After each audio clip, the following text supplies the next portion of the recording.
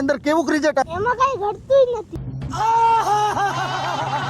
તો ખેડૂત મિત્રો આજ આપણે રામપર ગામ છે બરોબર, એની નજીક આ પીઠળધાર છે, એની નજીકનું ભાવેશભાઈનું ખેતર છે, ત્યાં આવ્યા હતા।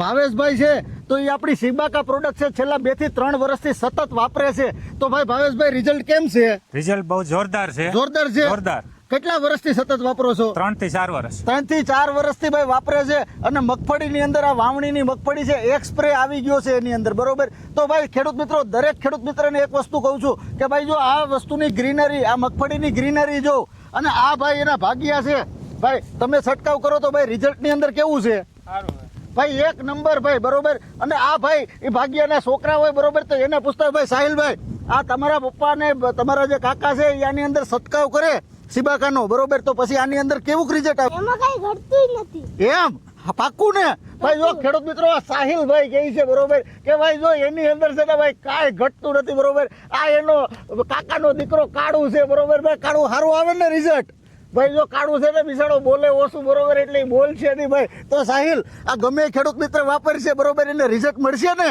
હા પાક્કું? હા પાક્કું ને? હા 100%? 100%?